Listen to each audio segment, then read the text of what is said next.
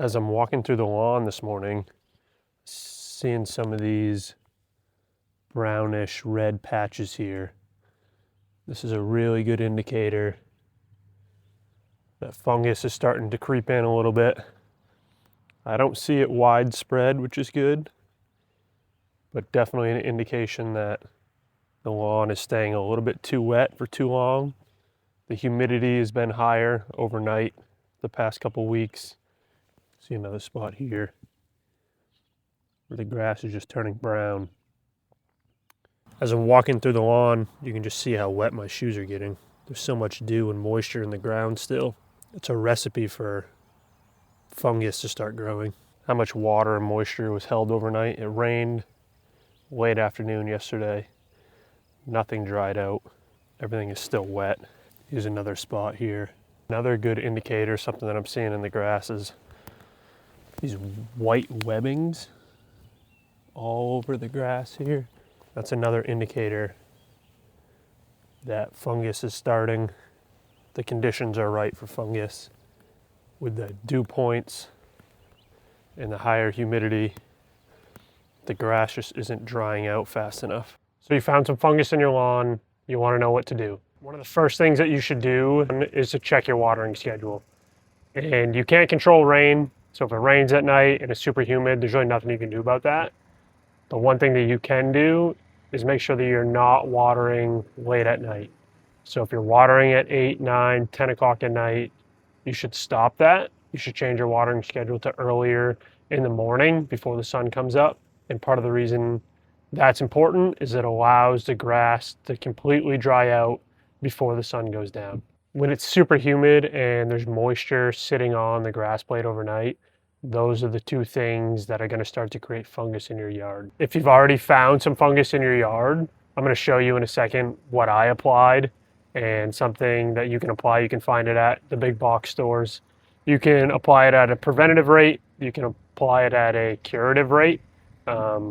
Basically, if you've already found it in your yard and it's starting to spread, you can apply these products at a little bit higher of a rate, which will then hopefully slow down the spread of the fungus. Hopefully it prevents the fungus from taking over your yard. Here's what I'm going to be using today, some Scott's Disease X. The active ingredient is azoxystrobin. I got about 4 bags of this. I'm going to spread out at the preventative rate. So it's about 2 pounds per 1,000 square feet. I got about 19,000 square feet. So I'm going to spread about 40 pounds of this throughout the yard.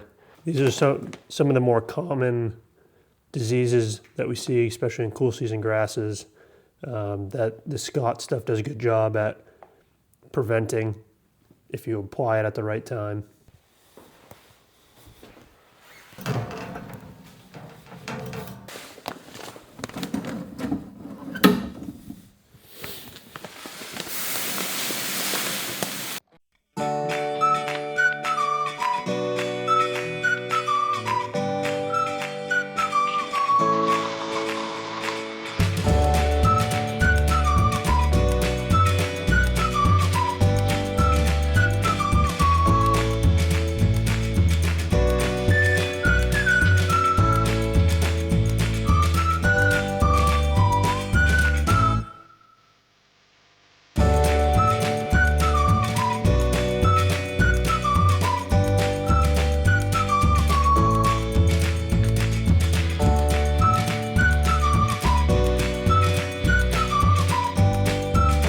Got that all spread throughout the yard. Next thing you got to do is you got to water it in. It needs about 1/4 of an inch of water just to bring it down to the soil level. Get it past, if you have any thatch, get it past the thatch level. So that way it can start to activate in the soil, activate in the lawn, and it's going to start to hopefully protect your grass from developing any more fungus. After about 28 days, around 28 days, you want to try and apply another application.